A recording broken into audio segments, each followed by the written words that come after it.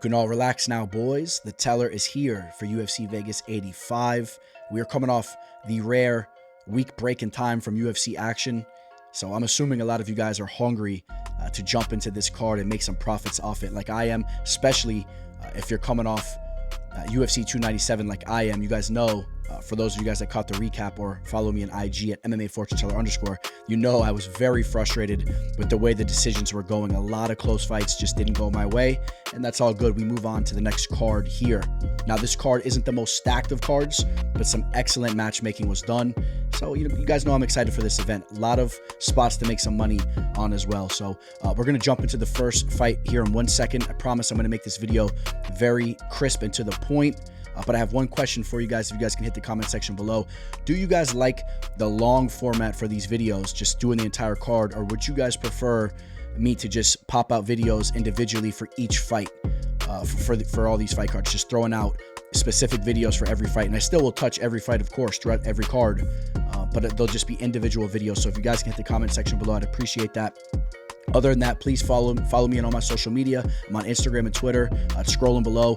And as I promised, we have some big things coming to you guys on this channel, all right? You guys haven't seen none of it yet. I've been working on it. Just be patient with me. It should start to unravel here within the week or 2 weeks tops, but I got a lot of stuff going on, I promise you guys, so just stay with me, all right? With that all said, let's jump into the first fight. Welcome to the show. This is the MMA Fortune Teller. Yeah.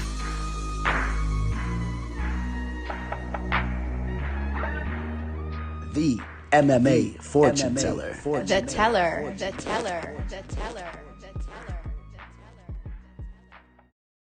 Kicking the card off, we head over to the heavyweight division, where Thomas Petersen looks to make his UFC debut. He's taking on Jamal Pogues.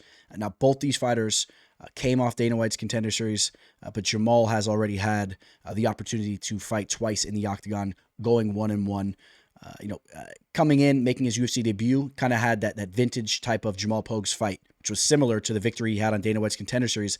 A lot of people were even questioning the fact that if he should have been signed. Not the most entertaining fighter, especially for the heavyweight division. He's a fighter that really likes to kind of fight from the outside and just try to ease his way to a decision using his striking. And that's what he did against Josh Parisian. Now, in his last fight, his stock really plummeted when Michael Parkin went out there and just took complete control of that fight.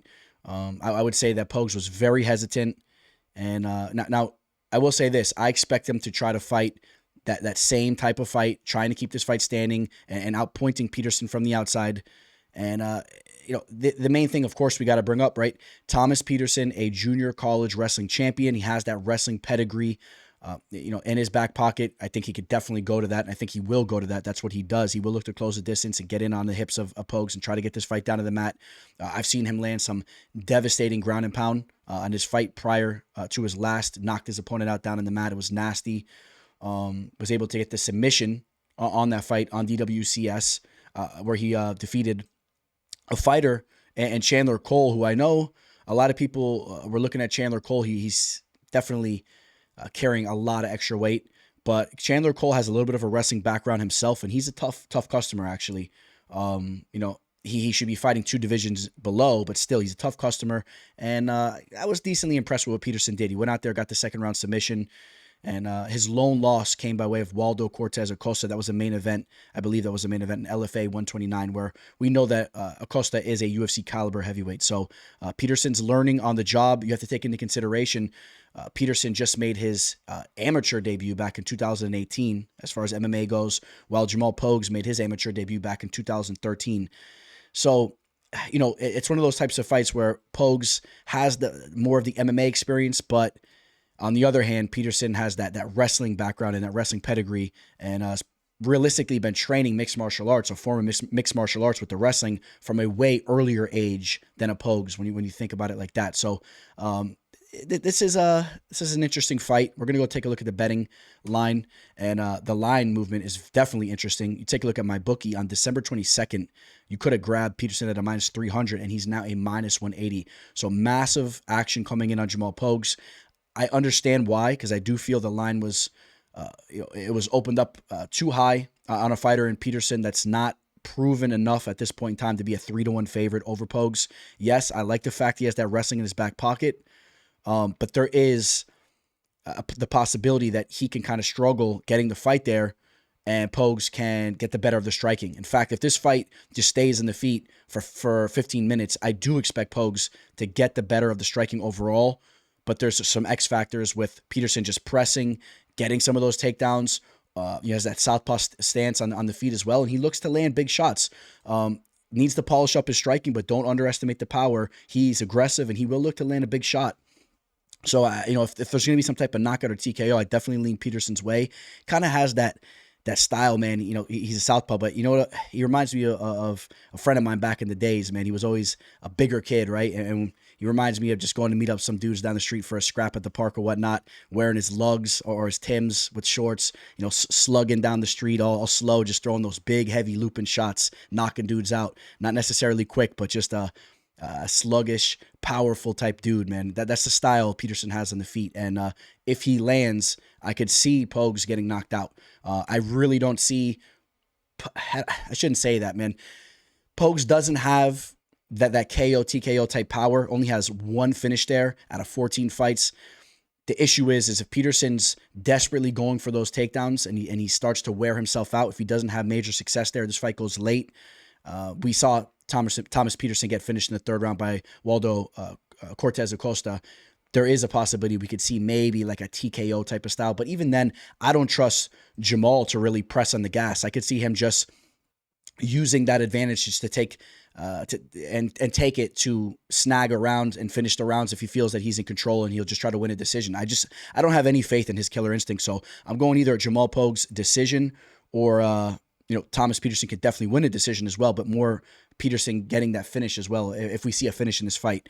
I like Thomas Petersen with the way this line's dipping, I'll tell you that much. He's a minus 180, like I said, on my bookie, but I see him as low as minus 161 in some of these other books. He's a minus 170 on Bovada.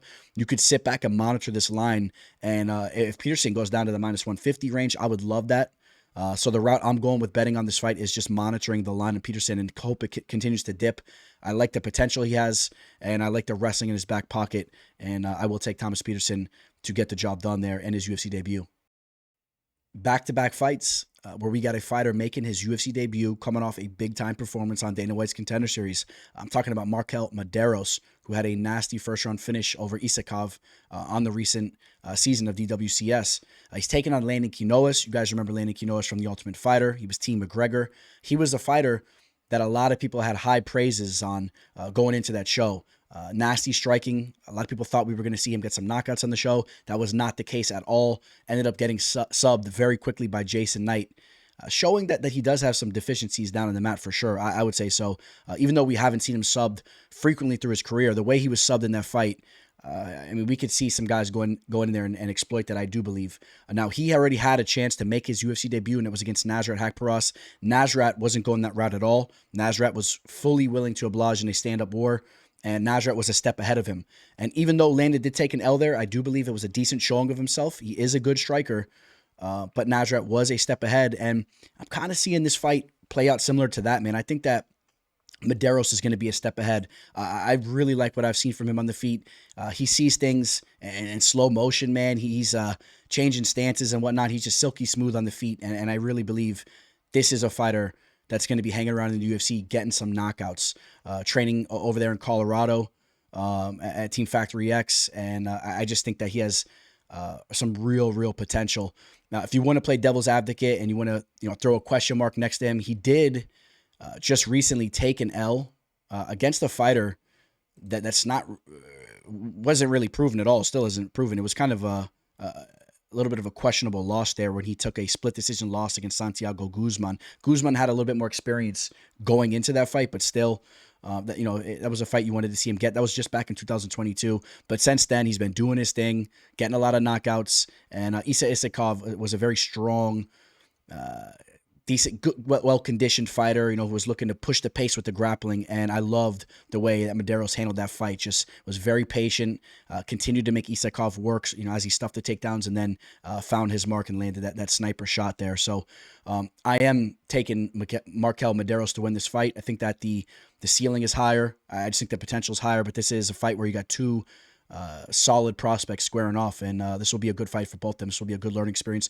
The winner will really take some momentum from this. Let's go take a look at the betting line, as I do have Marquel Mederos potentially getting that knockout, even though we've never seen Quiñones knocked out yet. He's been pretty durable, and as he showed in the Nassourdine fight, but the way that Marquel strikes, there's a very realistic possibility that we see a knockout here as these guys are going tit for tat on the feet. That's the type of fight I see happening, and I can see Marquel getting that knockout.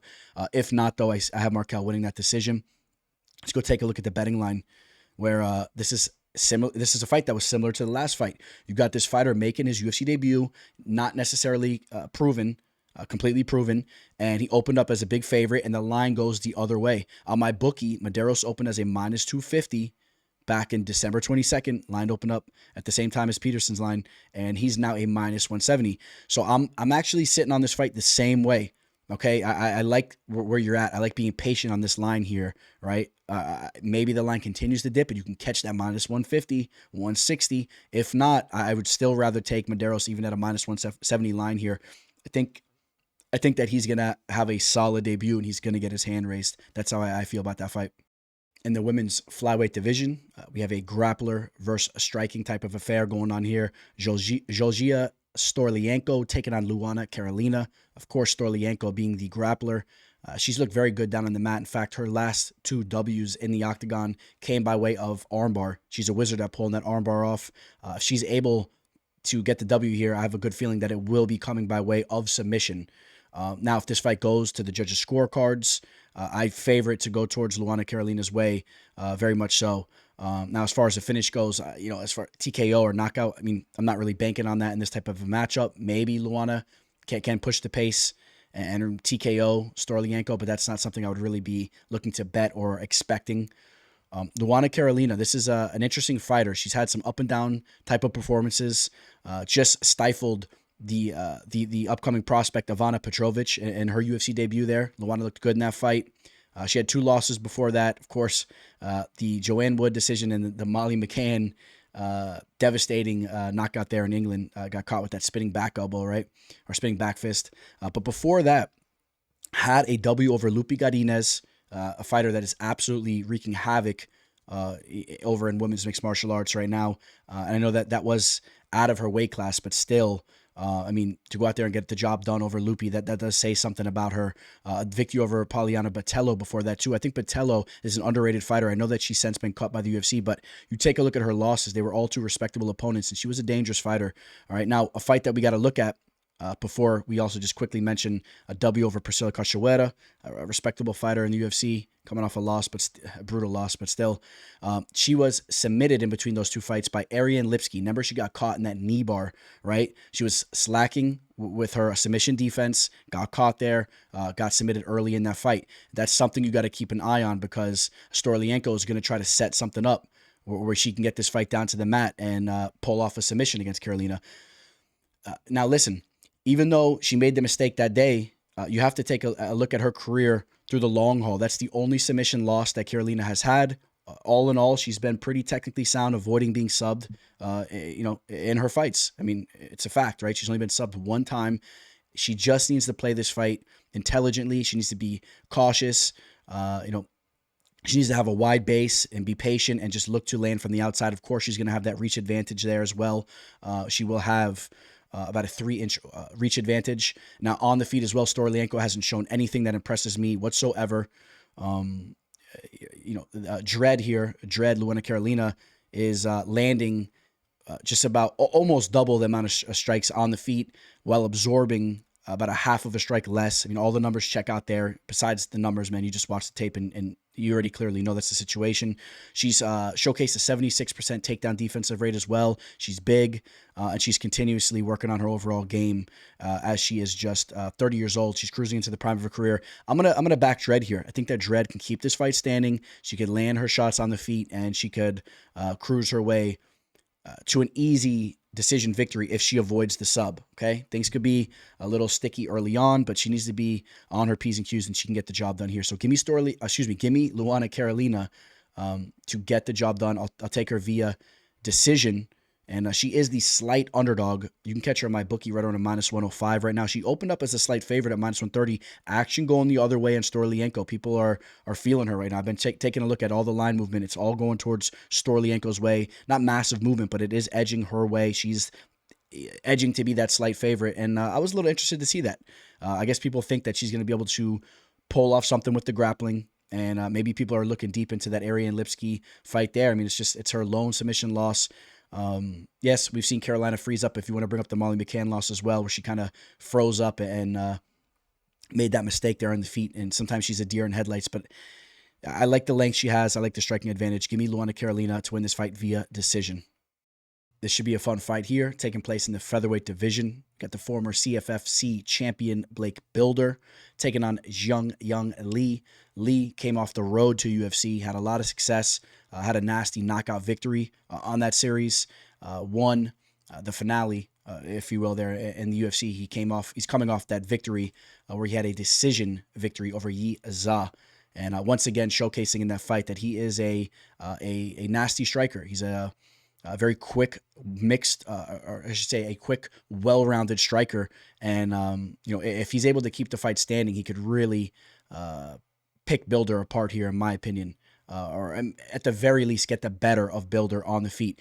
Bilder is a fighter that really throws more loopy type of power shots, likes to mix in the grappling. We've seen him have success with his grappling. He's pulled off a number of subs. Out of his 8 victories, half of them have come by way of submission. We saw him have that big submission victory on Dana White's Contender Series where he submitted Alex Morgan. At the time, Alex Morgan had a lot of respect. Alex Morgan just had another questionable loss in his last fight against a fighter that didn't look so good, in my opinion, going into that fight. So that the stock in that victory doesn't look as good as it once did. But if this fight takes place on the feet, I do believe that Lee will be much quicker, much more well-rounded with the striking, throwing more straight shots.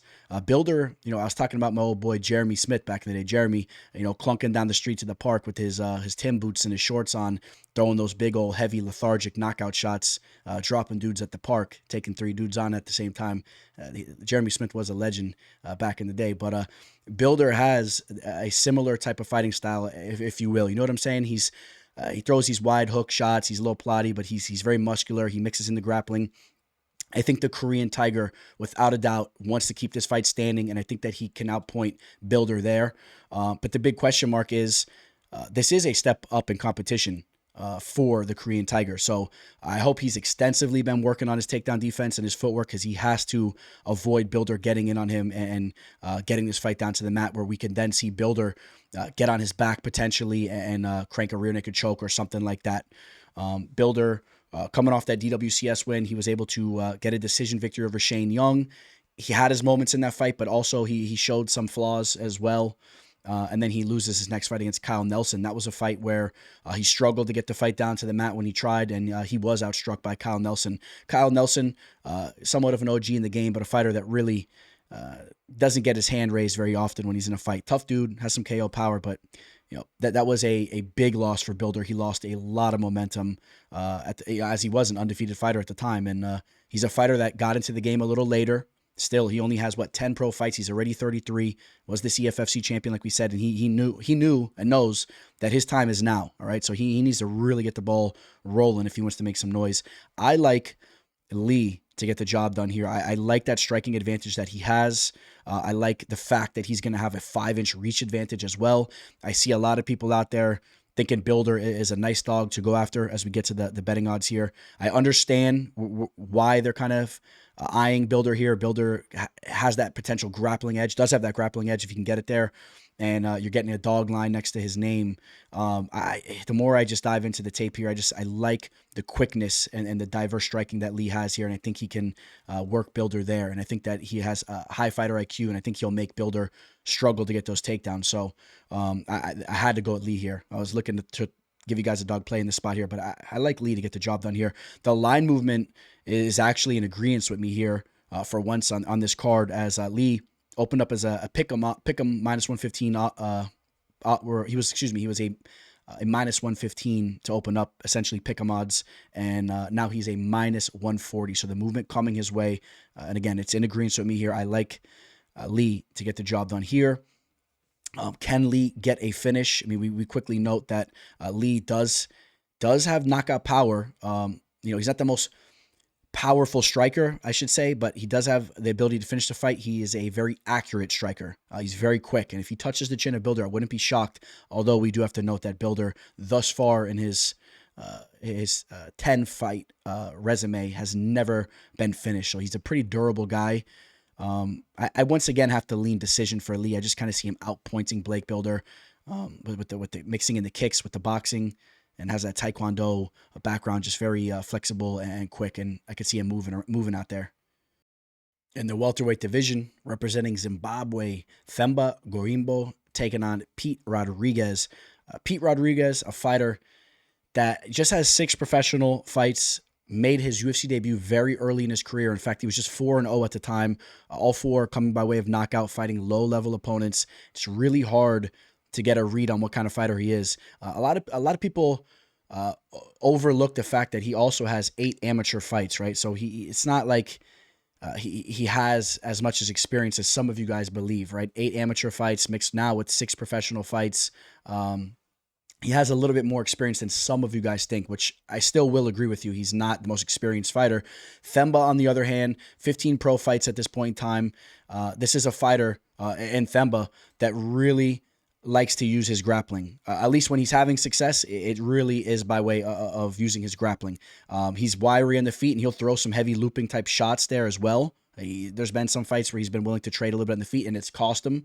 I want to talk a little bit more about that fight here in a second. But I expect him in this fight to have a similar type of tactic that he had in the Takashi Sato fight, which was pushing the pace nonstop with the grappling, going down to the mat. I don't think he should or he will want to sit and trade with Pete Rodriguez. If he does that, I think he's going to put himself in more harm's way than he needs to face. Pete Rodriguez, we talked about the fact that he's not the most proven fighter, but I think we could safely say that he has KO power and that he can get a knockout against a guy like Themba. On the right night, he can go in there and he can land that knockout. So that's what Themba has to worry about. We're going to get to the betting line here in a second, as Themba is a pretty decent favorite, right around that minus 300 line. People are really banking on the fact that he's going to be able to get this fight down to the mat and have some success there. Pete Rodriguez is going to be looking to land that big shot and potentially get a knockout there. Themba will have almost a 5-inch reach advantage, but I still say he doesn't want to play that game. Pete Rodriguez got to tip the hat to old Pete for what he did against Mike Jackson. Not a fan of Mike Jackson, to say the least. I think, let me leave it at that. But I was very happy to see what he went out there and did to Mike Jackson. He was knocked out himself on his lone loss as a pro against Jack Della Maddalena, a fighter you guys know I feel has some of the nastiest striking in all of MMA right now. So no real shame on there. He got finished early. He was willing to go out there and try to land a shot, and he got countered, and he got landed on, and he got finished. So this fight is, I don't want to say it's just striking versus grappler type of matchup, because I do believe Themba can have some success. He's aggressive there as well, but I do think that Pete can get the better there. And in fact, I think if it takes place on the feet for the majority of time, I think Pete Rodriguez can land a counter shot and get a knockout, similar to the fight I want to bring up, where Themba was knocked out against Dave Mazzani. That was a fight where he was devastatingly knocked out. It was back in 2017. It was a long time ago, so he's had plenty of time to work on his overall game. But in that fight, he was throwing shots from east and west, and Dave Mazzani caught him with a nice counter shot. And even the strike that Mazzani landed in that fight, I've seen much more from Pete Rodriguez in the limited amount of action I've seen him in. I think Pete Rodriguez is a more polished striker than Dave Mazzani was at the time. Taking into consideration it was a long time ago, though, and Themba has had time to clean things up as well.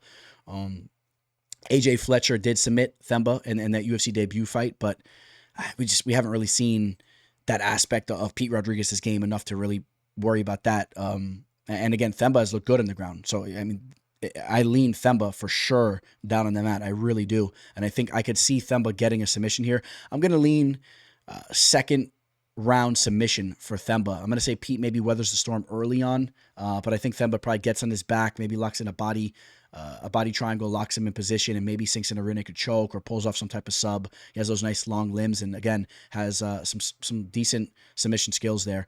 5 submission victories out of his 11 wins there. So this will be a fun fight. Pete Rodriguez, man, a very mysterious type of fighter, man. We don't know what to think about this kid. I know some people really just think he's a scrub. I'm not ready to say that. I think we need to see more from him. Just one lone loss by way of Jack Della at Atlanta doesn't say that to me, but I understand we need to see a lot more from him. Themba's more proven. And again, as I said, Themba, big time favorite, opened up on my bookie as a minus 325, little up and down action. He's settled in as a flat 3-1 favorite here. He's a big favorite, and people are expecting him to go out there and to get this fight down to the mat, in my opinion. And if you're going that route, if you're parlaying him, I think you definitely better hope that he has success getting this fight down to the mat. Probably be the more well-conditioned fighter as it goes later on. And personally, I'm not crazy about targeting Gorimbo at 3-1 odds. I'm not. Pete has shown to be dangerous in the feet, and I don't really want to go against him getting caught with the shot.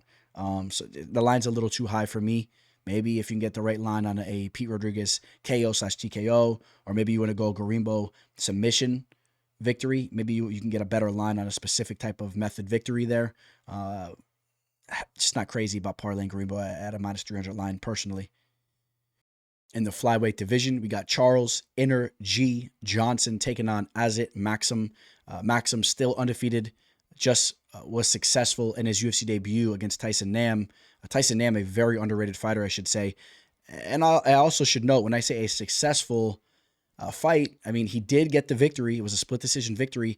I don't know, in some eyes, if you would say it was a successful fight for him, because he was a big-time favorite, and some people would probably argue that Nam won that fight. If you take a look at the strikes landed, first off, Nam doubled him up on strikes, 98-46 of Maksum.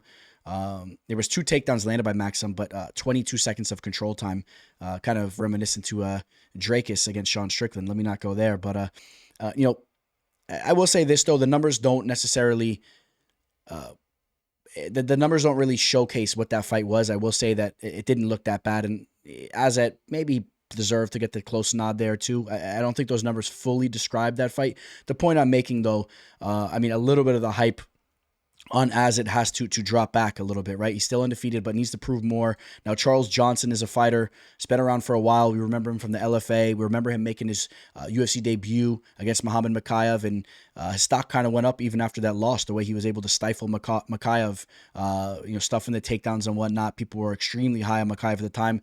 We still are, but we've seen some deficiencies in Mokaev these days. I would say he's still learning, and at the time, Energy stock really went up, and then since then, the Zalgas fight played out extremely close.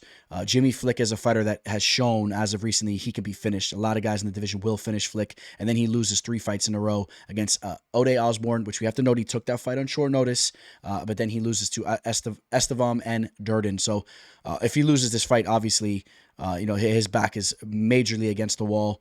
Azat, I think he's going to go to the grappling in this fight. I think that he's going to look to push the pace on Charles, and he'll mix things up, but I could see him shooting some takedowns and maybe just kind of pressing Charles up against the cage, sneaking in a little takedown here and there, and Charles probably will work up to his feet, but I expect Azat to be changing levels and just mixing things up a little bit better than Charles Johnson. Now, Charles Johnson has underrated striking, and if Tyson Nam could go out there and land as many shots on Azat as he did, I do believe that Johnson has the potential to have success there. He's quick. Defensively, he's pretty good as well. You take a look at the numbers, only getting landed on at 3.27 strikes per minute while landing 4.34. Both of his numbers check out better than Azat's did in his debut, while Azat just landing 3.07 strikes per minute while absorbing 5.4 against Tyson Nam there. I will say this.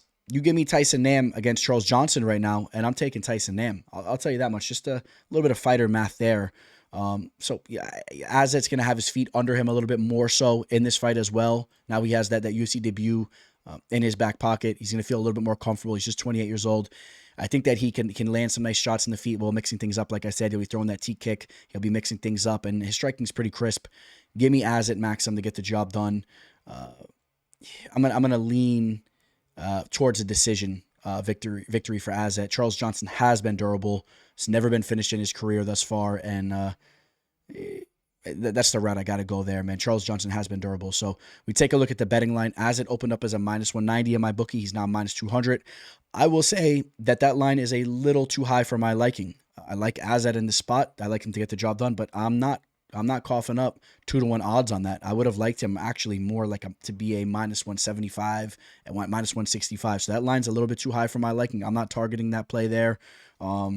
Maybe if some of you guys are chasing a dog play on this card, you know that Charles Johnson has his back up against the wall. He's going to be extremely motivated, and he's coming into this fight knowing that he has to get the job done. And if he can keep the fight standing, he could potentially have that success in the feet like Tyson Nam did, and he could edge out a close fight, maybe a split decision victory.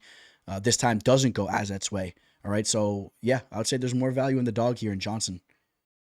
We got the return of Molly, the meatball McCann, taking on Diana Belbiţă. Belbiţă is always fun to watch. I would say at this point in time, obviously, Belbiţă isn't a fighter that's going to really make a run in this division, but she brings in some things to the table that allow her to be a fun fighter in the division, right? She's very aggressive. She has the look, cool personality and all that. So she just has to, sneak in a couple W's here and there, and she'll be able to hang on to a spot on the UFC roster. Molly McCann, obviously we know the deal with her, man. Molly McCann is a fighter that has nasty striking. She's very one-dimensional. She struggles with her grappling. She's coming off that loss to Stoliarenko. She got caught in that armbar. Was dominated by Erin Blanchfield, but you guys know that I feel that Erin Blanchfield is the truth of the division, so I wouldn't put too much stock into that loss, even though we do understand that Molly McCann's grappling is lacking. But I would put both of those fighters, I'd put both of their grappling well ahead of Belbiţă's. Okay, so just understand that. Before that, she was knocking out Goldie, Luana Carolina. Had that slugfest with Jeong Kim. There's just no question that Molly McCann has that nasty power when it comes to women's mixed martial arts in this division. There's no question about that. And I think there's a very likely situation that we see Belbiţă bloodied up as this fight takes place in the feet. Belbiţă's a little sloppy with her striking. Like I said, she's aggressive. She'll come forward. She'll throw some sloppy shots. And I think that Molly McCann can really hurt her there, where Belbiţă is going to try to have successes by changing levels and just making things sloppy, I would say, kind of like just a brawl, and where she can maybe trip up Molly McCann and get on top of her and try to work some grappling. I think that's where she has to have success. And shout out to Belbiţă. She's doing all things in mixed martial arts, not just fighting. She's a cut woman now over in another promotion. And like I said, man, she's a cool chick and, fun to watch. And, but saying that, the more I break down tape on this fight, I think this is a fight where Molly McCann can go back to having her success. Obviously, that she's been working her takedown defense extensively. She knows she has to keep the fight standing there, and I think that she just has that solid path to that solid avenue to victory there as she keeps it there. I'm not worried about the 6-inch reach advantage for Belbiţă. I'm really not worried about that. I think Molly McCann will have way more power. She'll be way more crisp, but she just has to keep her feet under her. All right, she has to have use her footwork properly, and just avoid Belbiţă bum rushing her and them tripping up on each other, and Belbiţă getting on top of her and somehow pulling off a submission victory. All right, or just continuously as the fight goes on, maybe just snagging up those takedowns or getting top position and maybe snagging around. I just don't see that as much though. Give me Molly McCann to get the job done. Is she going to get a knockout in this spot? Belbiţă's been very durable throughout her career. We're talking about a fighter that's been in 23 professional fights, and she's never been finished via strikes, although it's in women's mixed martial arts still. But Molly McCann's a little bit of a different animal. But it's hard for me really to say Molly McCann gets that knockout. I could see it, though. I could see a TKO victory for Molly, potentially in the second or third round.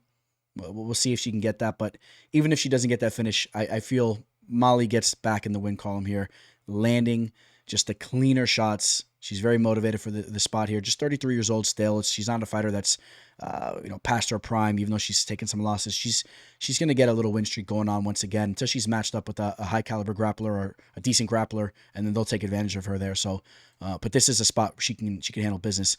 Molly McCann opened up as a -270 favorite.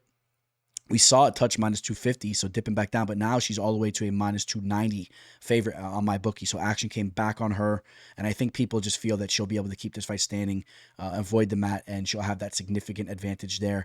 Belbiţă's fun. She's sloppy. I could see her being bloodied up and hit, and we'll see that face bloodied up, and maybe she could work on herself in the corner there.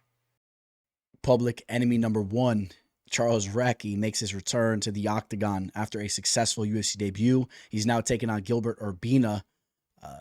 Gilbert Urbina, a little bit of a hidden prospect right now in the division. I think that he has some real potential. We'll talk a little bit more about him here in a second. I want to talk about Charlie here for a second, though.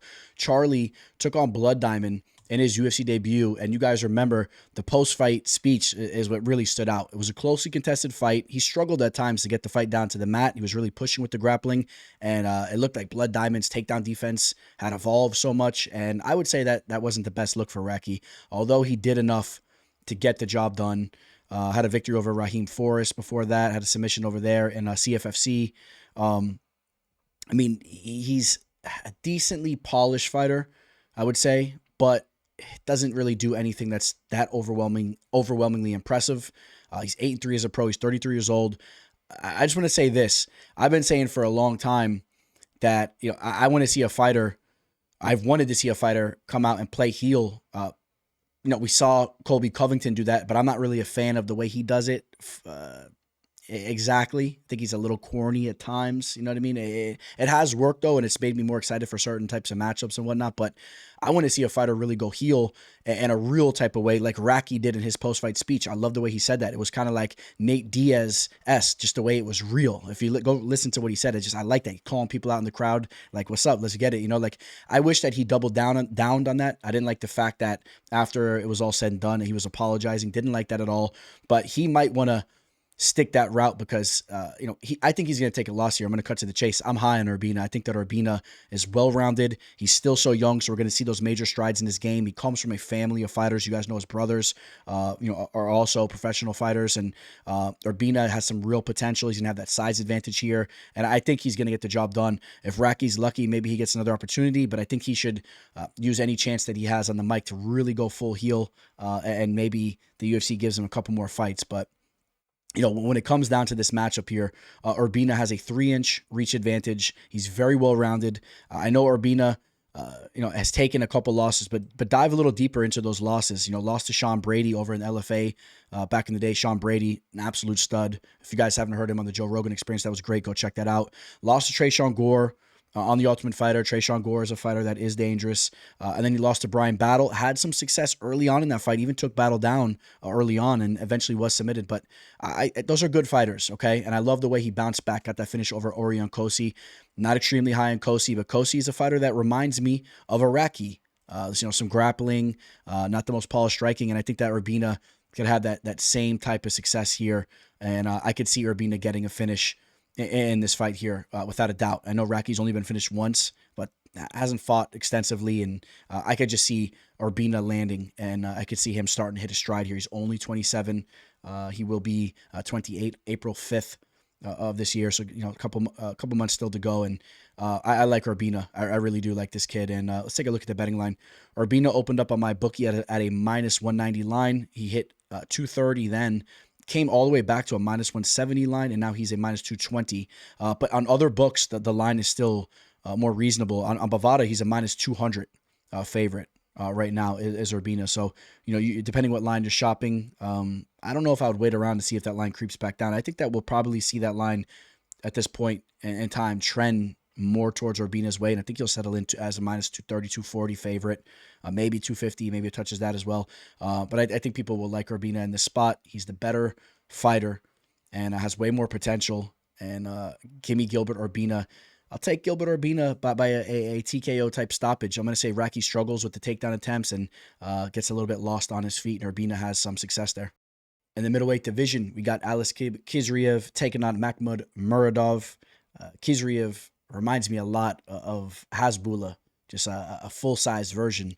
And, you know, on a serious note, Khizriev, obviously a very highly touted up-and-comer in the UFC. He's undefeated. He's 14-0. Still has a lot to prove, but he is an absolute fight finisher and has some serious tools that he brings with him inside the cage.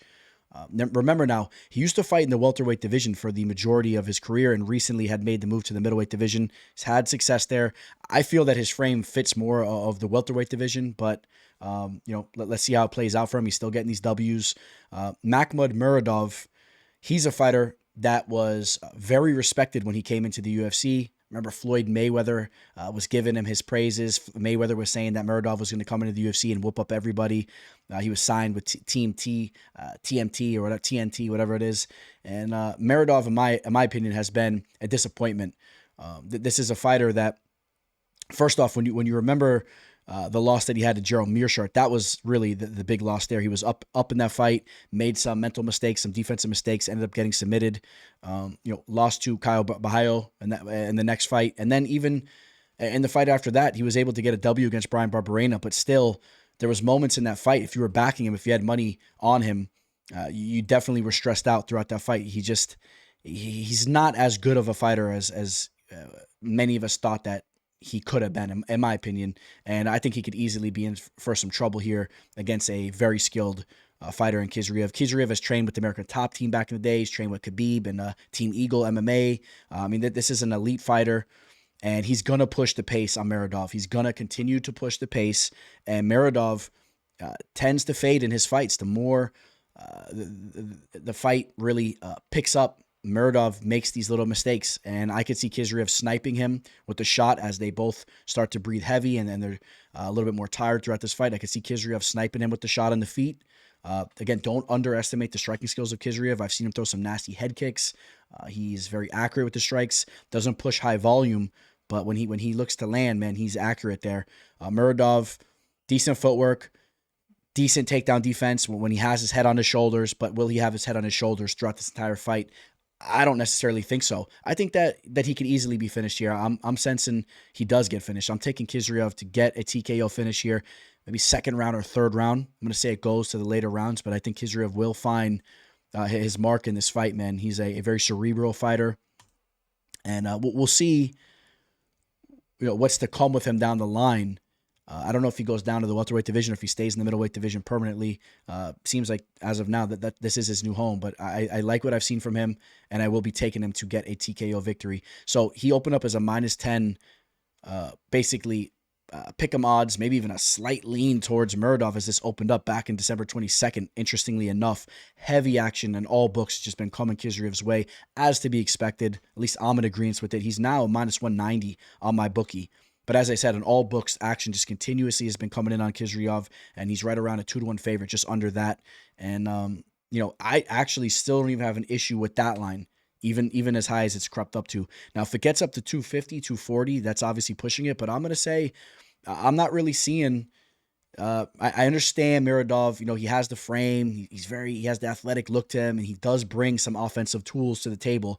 I just don't think he's going to keep his head on his shoulders throughout this fight. I think he's going to make mistakes, and I think Khizriev's going to capitalize. And besides all that, Khizriev's just going to continue to push the pace, and he's going to get some takedowns in this fight. I think so. Muradov may stuff some of them early on, but later on, Khizriev will sneak in some of those, and he'll have some success in this fight. I like Khizriev to get the job done. I think he has a much more promising career ahead of him, and when it's all said and done, he will have been a better fighter in the UFC than Muradov ever was. So give me Khizriev to get a finish within this fight. We got one of the hottest prospects in all of mixed martial arts throwing down here, and she's getting tested too. She's got to step up in competition as she takes on the number 7th ranked flyweight fighter, Viviane Araujo. Of course, I was talking about Natalia Silva, who is already ranked the number 9th flyweight fighter in the world at just 26 years old. Now, if you guys are looking at her resume and you're kind of scratching your head that she already has 5 losses, understand that those fights, the majority of those losses, took place a long time ago, and she was roughly 18 years old when she took the majority of those losses. She had another loss a little later in her career, but to a very respectable opponent in Marina Rodriguez, one of the nastiest strikers we've ever seen in all of women's mixed martial arts, comes in with one of the most decorated Muay Thai backgrounds. And, I am praising Natalia Silva in a major way because she is so fun to watch. As I was breaking down tape on her, rewatching a lot of her fights, I mean, this girl is fighting in the Matrix. The striking that she displays, it's just so fun to watch. You run back to Teresa Bleda fight, fending off the grappling and then hitting her with that nasty nasty kick as Bilder was changing levels. The knockout over Victoria Leonardo was just crazy. It was just like a video game. Gets a victory over Andrea Lee after that. Andrea Lee, a very underrated fighter. Jasmine, just a Davicius, she's a tough outing. I mean, this girl is going out there and styling on high caliber opponents. And of course, you guys know I'm expecting her to do just that when she takes on Viviane Araujo. Viviane is 37 years old, comes in a phenomenal shape. She has good power. That's the one thing that Natalia does have to be careful here with, because if she gets a little bit too comfortable and gets a little too cocky in there, Araujo does have fight-ending power as far as women's mixed martial art goes. Just understand that. As far as women's mixed martial arts goes, Viviane is a dangerous striker. And just to talk a little bit about Viviane, Viviane has, as of recently, let's take a look at some of her finishes. I mean, coming off a decision win against Jennifer Maia, that's something to talk about. Jennifer Maia is a good fighter. 2 losses before that. In fact, all the 3 losses she's taken as of recently were against high caliber opponents: Amanda Ribas, Alexa Grasso, Caitlin Chikogian. A decision victory over Andrea Lee. Victories over Roxanne Matafari, Montana De La Rosa. Not a lot of finishes coming as of recently, but early on in her career, we've seen her get a couple finishes. Finished Talita Bernardo. Talita Bernardo is a fighter you guys heard me say should be fighting in the UFC. And we've seen her land big shots in the octagon. Even though the finishes haven't been coming, we've seen her land big shots. So I don't want Natalia Silva getting a little bit too cocky in there. I think if she fights a cerebral, patient fight here, she will easily cruise to a W and potentially even gets a finish over Viviane. I mean, anytime Natalia's in there, she can get a finish over any of these girls. She's moving like she's in the Matrix there. And I'm excited for this fight. I really am excited for this fight. Natalia Silva, man, I'm going to say she gets a finish here. Why not? The way that she's been going out fighting, looking to get the finish. She's looking always to get the kill. I'm going to say she gets the finish here. Maybe a 3rd round finish over Viviane, as Viviane puts up a tough test early on. She shows her durability and she shows her toughness, and she'll have her little moments or whatnot, but Natalia will continuously march forward and she'll be a step ahead. And I'm going to say maybe we see a late finish here. It's hard to call those in women's mixed martial arts, but this girl doesn't play around. She continues to push the pace, and I am excited to see how she looks here. Now, she opened up as a -350 on my bookie. We saw this line dip to a -290 line, and then it jumps all the way back to a -375 currently, as we're filming this January 24th. And it's now January 27th. The line hasn't moved, and that's a decently high line for a women's mixed martial arts fight, especially against a girl in Viviane that has our respect. All right, we don't want to disrespect her here. Can she potentially have this fight play out close enough that we see some type of close decision? Of course, there's that possibility. But no, I like Natalia Silva here, man. I think that she just goes out here, looks as confident as ever, and just does what she's been doing as of recently in the UFC. Just continues that momentum into the cage, comes out there with extreme confidence, takes this fight over. She'll just be so much more physically fit. I know Viviane's in good shape, but again, I mentioned the age of Viviane too. The age is going to start to catch up with her. The cardio will lean Natalia's way. Everything leans Natalia's way. And maybe you mix that up in a parlay or something like that. I like this girl a lot. Randy Brown, once again, set to take on Muslim Salikov, as this fight was initially supposed to have taken place back in December of last year. Randy Brown did have to withdraw from the fight, but the UFC wasted no time in getting these guys right back in the cage with each other. Randy Brown, 33 years old, essentially in the prime of his career, has a good amount of UFC experience, good amount of professional experience in general. And that's a very important note here, because Muslim Salikov is already past the halfway point of the 39 marker. Okay, he's creeping up on 40 years old. Now, you take a look at his recent tape, and I wouldn't say that anything looks too alarming as far as his physical. I mean, this is a guy that comes in good shape, and he always has kind of that slow paced, methodical type of style. So it's hard to really see anything on tape. But you guys understand, Father Time is undefeated. So when you start getting up there in age like this, I think we can expect to see decreases in Muslim's performance, while Randy Brown should still be hitting on all cylinders. And that's going to be key in this fight, because Randy Brown, he's going to want to use his 8-inch reach advantage, of course, his 4.5-inch leg reach advantage to use those kicks from the outside.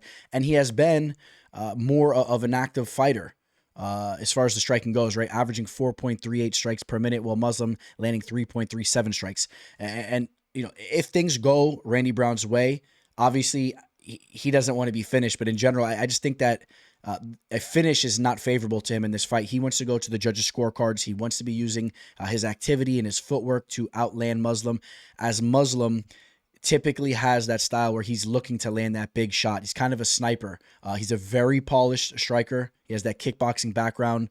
He also has what's it called again? Kung Fu. He's like a Kung Fu kickboxer, but he's a real kickboxer, man. He's a very polished striker. He's going to be looking to land that power shot on Randy Brown. And Randy Brown is a guy that has been vulnerable to being finished, right? You take a look at his 5 losses, 4 of them have come by way of finish. 2 knockouts, 2 subs. You could never forget what Nico Price did to him. That was one of the most funky knockouts we've ever seen. If you remember, Randy Brown was in top position, kind of stacking down on Nico Price, and Nico Price landed a nasty hammer fist type of strike and finished him there. So besides that, he was also finished by Vicente Luque, and then as of recently, he was submitted by Jack Della Maddalena very early on in that fight. So he's been a guy that's been a little bit vulnerable to being finished, and I wouldn't be surprised at all if Salikov finds the finish in this fight. I think that is a very realistic possibility of how this fight ends up playing out. But at the same time, with the activity, the youth, and that reach advantage that Brown has, I think that favors him in a major way to getting a decision here. And we've seen Randy Brown dig deep. If you remember a recent fight that he had, it was a very closely contested fight. Some people argued he lost, but either way, it was a good showing of himself where he faced off with Chaos Williams. And if the fight plays out similarly to that too, I think he wins that type of fight if he doesn't get finished. And remember, Chaos hurt him in that fight too, but he survived that and continued to go to war and landed a lot of volume. So this should be a good fight here. I'm very torn on which way I want to go with my selection here. Initially, I was on Salikov, but I'm worried about if this goes to the judges' scorecards that Randy Brown takes control of this fight. And one thing I am not really on the fence about is how I feel about the betting line. I'll tell you that. Randy Brown opened up as a -300 favorite on my bookie. I think that line was way too high. I would want nothing to do with a line like that. He's now a -250, which in my opinion is still too high. I would want nothing to do with the -250 line next to Randy Brown's name here. So I'll be very clear how I feel about that. If any of you guys are targeting him here, I'm not in agreement with you. He very well may go out here and look good and get that decision, but I think that you should be on the edge of your seat for the 15 minutes for him not to be hit with a big shot and for things to be shaken up.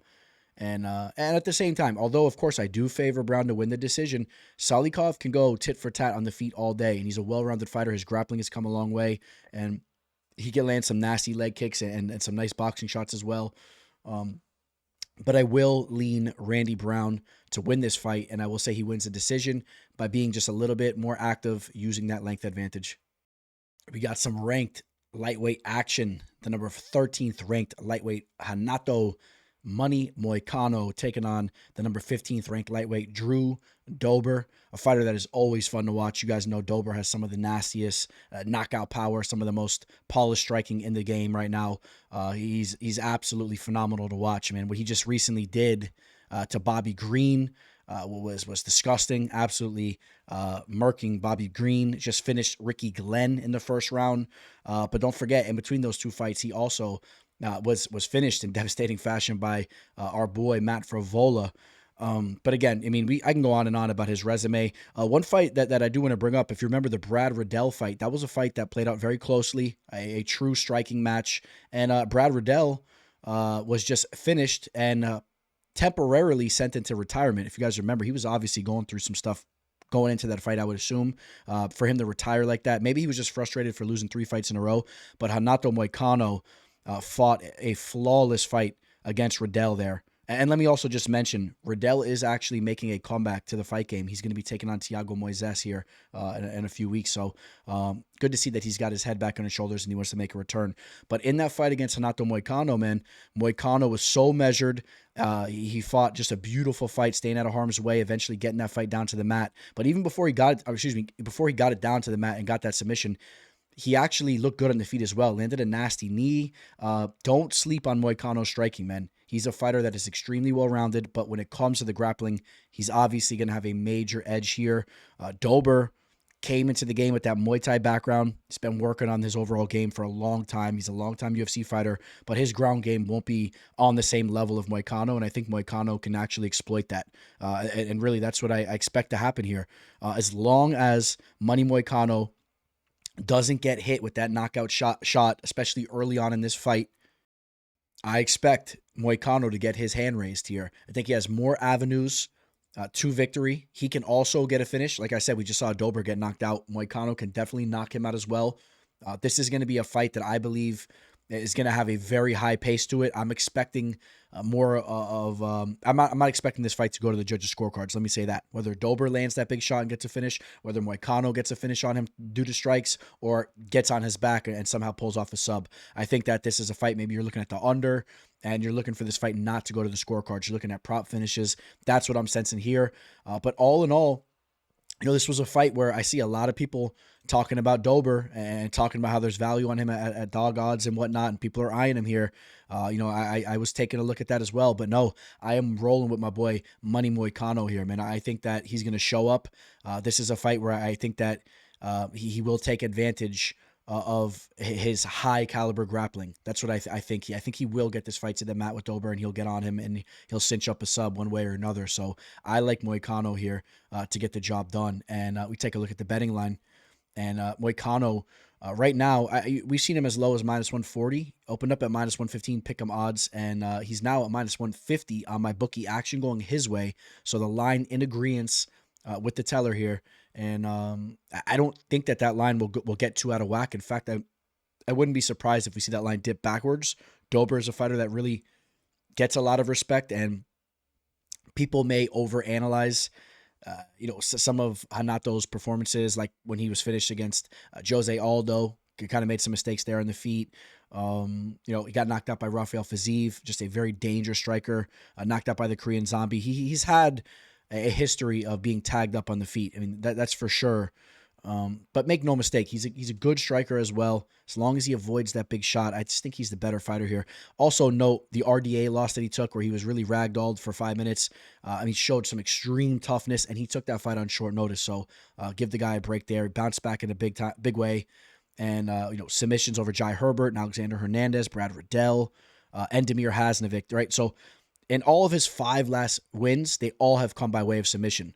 All right, the Swanson victory. And let's also note that Damir Hasnovic fight, if you guys remember that, how comical was that, where Hanato was all pumped up in the cage, still ready to go, and he was telling Damir, I still want to fight, and Damir goes, well, you shouldn't have submitted me then. I thought that was one of the funniest moments I've ever seen in the cage. And I think Hanato Moicano is going to get a submission here. I'm saying maybe a rear naked choke. I think he gets on his back, and it's going to give Dober some problems here. So keep an eye on this betting line. You can still grab it right around -145 on multiple books, which on Bovada it's -145 right now, and open up at -130. Not a major amount of movement. You could jump on this line right now if you like it, or maybe you sit back and you see if the line trends back towards Dober's way and you get a better line on Moicano. That's how I'm feeling about this fight. All right, boys, here we go. We got the main event. Roman Dolidze, the number 8th ranked middleweight fighter, taking on the number 11th ranked in Nassourdine Imavov. Now, I really, really like this fight on paper. These guys remind me of themselves in a lot of different ways. Both of these fighters have struggled with their cardios at times, so obviously you take that into consideration. This is a 5-round fight, but I believe it kind of nullifies itself, as both of them have kind of question marks in there and in that department. I didn't like the way Dolidze looked late in that fight with Trevin Giles. Imavov has had some performances where he's definitely slowed down. It's cost him before. Took a loss to Phil Hawes, essentially because of his cardio. That was a fight that was like strictly lost because of his cardio.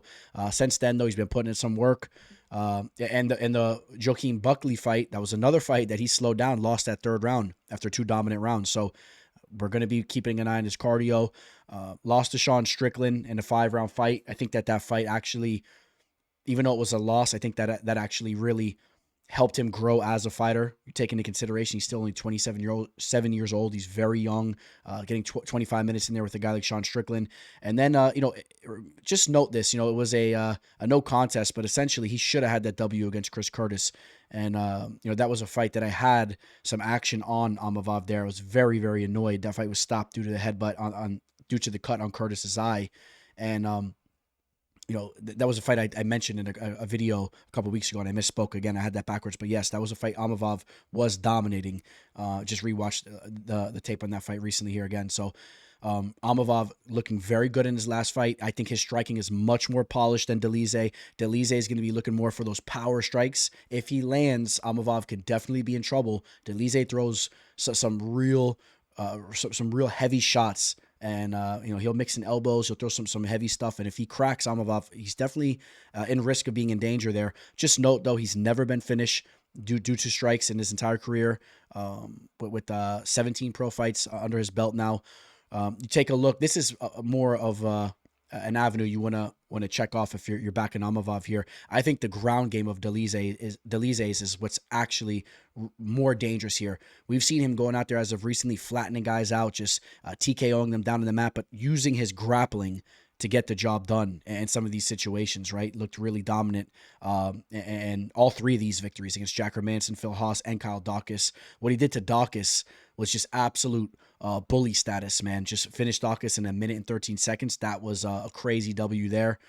So if you can get Imavov down to the mat, Imavov could be in trouble. But at the same time, Imavov, his grappling, it's not bad. He's a well-rounded fighter, man. We've seen him go down there and do similar things to other fighters as well. If you guys remember the performance he had against Edmund Shabazian, finishing him down in the mat in the second round. I've seen him go down to the mat, and he's a fighter that looks to be pretty well-rounded. But the strength that I give him here, what stands out to me is I think his striking is just much more clean than Dolidze's, and I could see him just getting the better of Dolidze there. And I think he's going to want to use his footwork and go down that avenue. Let this fight start to take place. Let it go to the later rounds, but using his footwork, getting the better of the striking, doesn't want to get sloppy and end up going down to the mat with Dolidze on top of him, especially early on, and where Dolidze can lock him into position and land some nasty shots and potentially finish him there. So I'm really, really digging this fight, like I said. But I don't want to say I've been on the fence with this. I've kind of always been leaning towards Imavov's way, but I understand that there is a possibility Dolidze shows up here and gets the job done, especially if Imavov slows down more so than Dolidze does, if he has any problems with his cardio. So we'll keep an eye on that. And you see him here with Cyril Gahn. These guys are two very technical strikers, and I will take Imavov to get the W here in the main event, which this will be a huge win for him. The winner of this fight, it's a huge winner. It's a huge win for either man. Whoever could pull this off, getting a main event victory, and just over a respectable opponent like both of them are.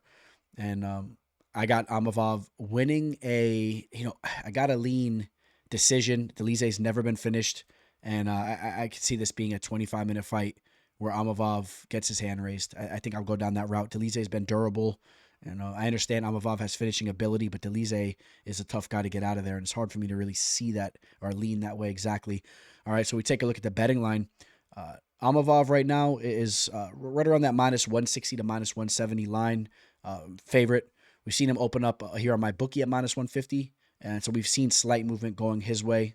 The line very slightly in agreement with me here. Not a crazy amount of movement, but the line is trending my way too. I like Imavov here, and I will take him to win a decision.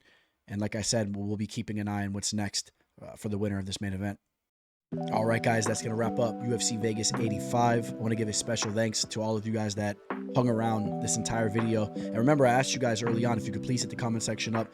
Let me know, do you guys like this extended full video together, full card video, or would you rather have me just pump out each fight individually and have little videos for each fight? I would really like some feedback there. Leave you guys with some parting words. I got some nice words coming up in some of these big videos in the future.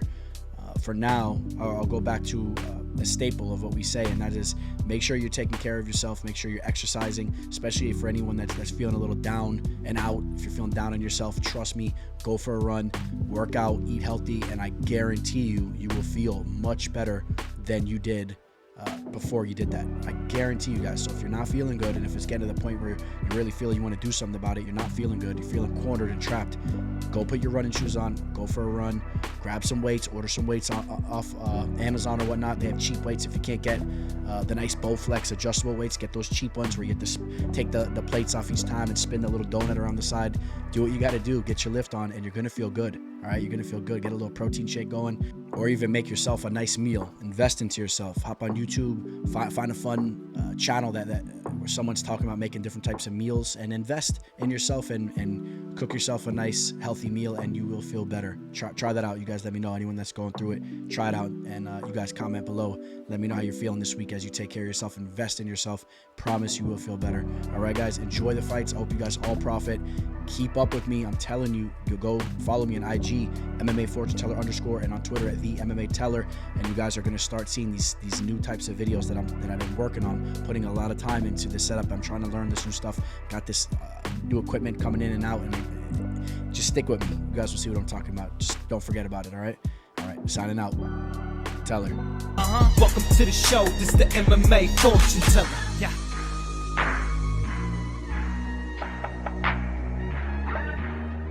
The MMA Fortune Teller. The teller.